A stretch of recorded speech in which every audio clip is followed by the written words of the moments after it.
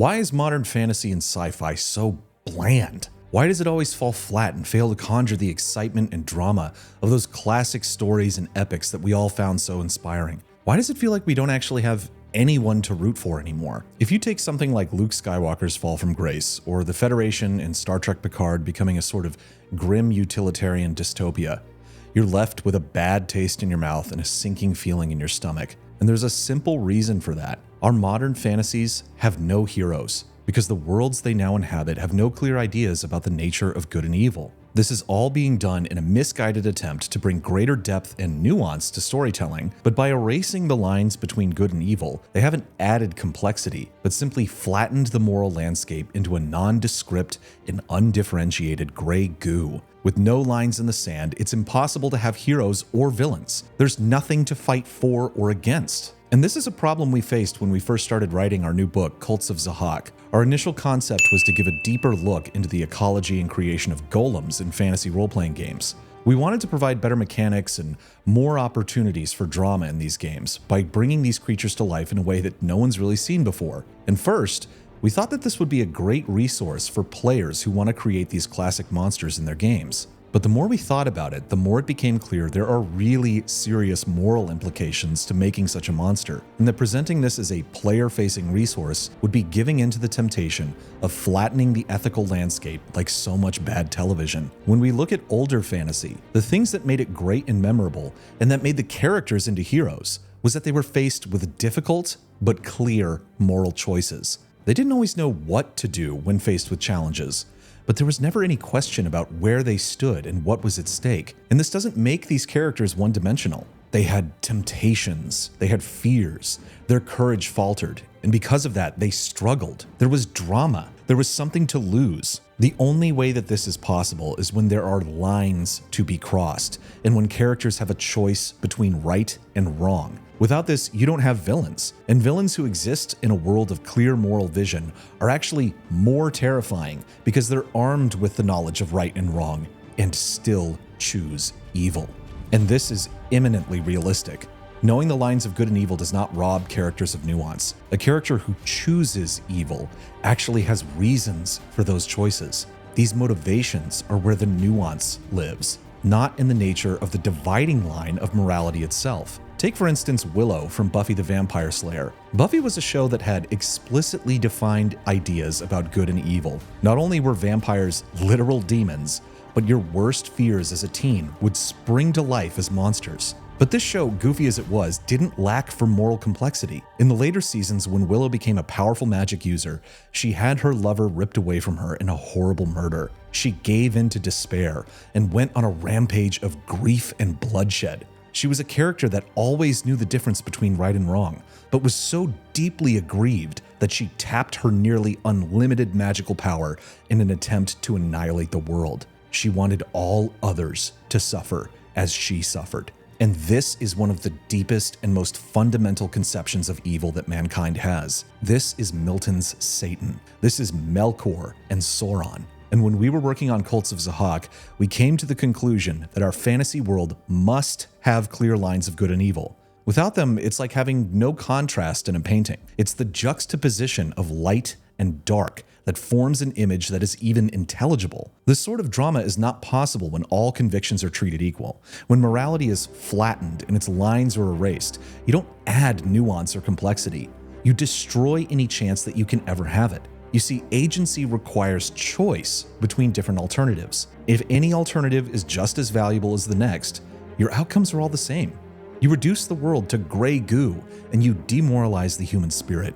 And we don't want to do that with our games. We want player choices to matter, and we want clear lines of good and evil so that characters have hard choices to make and actual villains to fight. The human spirit needs heroes to look up to, and some virtue to aspire to. This is one of the reasons we've been so drawn to mythras. It strips down so many of the conventions and tropes that you see in modern fantasy and brings it back to the fundamentals of what fantasy and heroism is really based on, which is myth.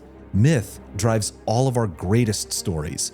It's one of the reasons that things like Lord of the Rings have endured decade after decade. The notions of good and evil are clearly drawn. But the heroes that inhabit the world have room to chew on real moral conflicts. And there is real contrast between these characters. It's easy to see this if you compare the redemptive heroism of Boromir and the ultimate fall and despair of his father, Denethor. Neither of these men is some cookie-cutter do-gooder or mustache-twirling cartoon character. They have depth and make choices. They succeed and fail, and do all of this against a backdrop of objective good and evil. Had Tolkien made Middle-earth's morality subjective, these characters could not have existed, and the story would have been totally pointless. What would there be to gain from even watching it if the characters' actions had no moral component to them? You would be deprived of the resonant and inspiring heroism that speaks deeply to your soul. No one would have remembered Tolkien if he had done this. And it's the reason that George Martin's A Song of Ice and Fire had an utterly unsatisfying and nihilistic ending in its TV series. It's a moral view from nowhere that ended going nowhere. And that's not how fantasy games should play out either. If you want heroism and complex characters, you need to know what good and evil are in your fantasy world. In our game, these questions are at the core of our design and define everything about the experience. With Cults of Zahak, we knew that we wanted people to be able to play morally complex characters against a backdrop of objective good and evil in the same way that Tolkien did.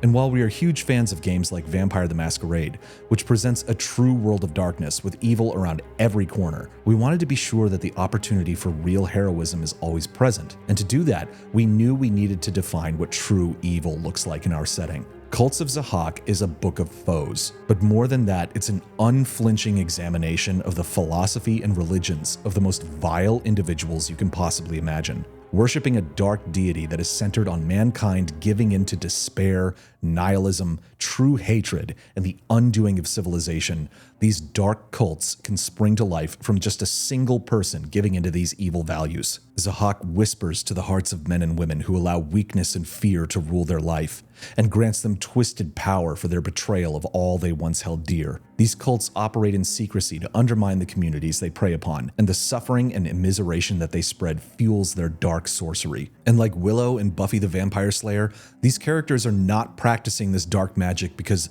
they're one-dimensional villains. They do it because something in their life dragged them so far down into a pit of despair that they cannot see a way out and seek only to bring others down into their darkness. These are not simply misguided people who have been led astray. They know precisely what they're doing, and the rites that they commit in the name of Zahak are done by choice. This is extremely fertile ground for intense roleplay and heroic games with deeply personal stakes that have world-altering ramifications. In the book, we detail 4 separate cults that can be dropped into your fantasy campaign, whether you're running high Tolkien-esque fantasy or gritty sword and sorcery world. Each one hails from a different cultural background and is working to take the strengths of that culture and twist them into something inverted and evil. The terrible power of their infernal sorceries are laid out in full mechanical detail that is dripping with flavor and inspiration. Their darkest rituals bring their demonic idols to life as the scariest golems you've ever seen in a fantasy game.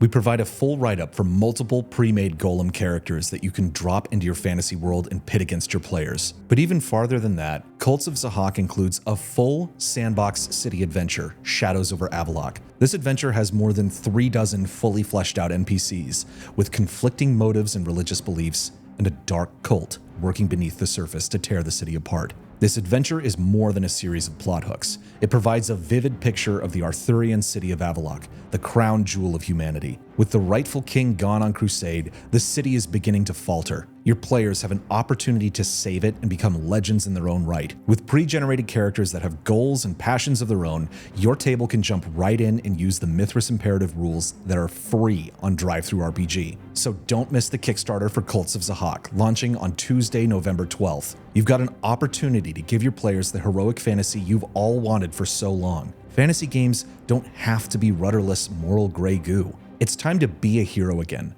so pick up your sword and fight evil when you see it.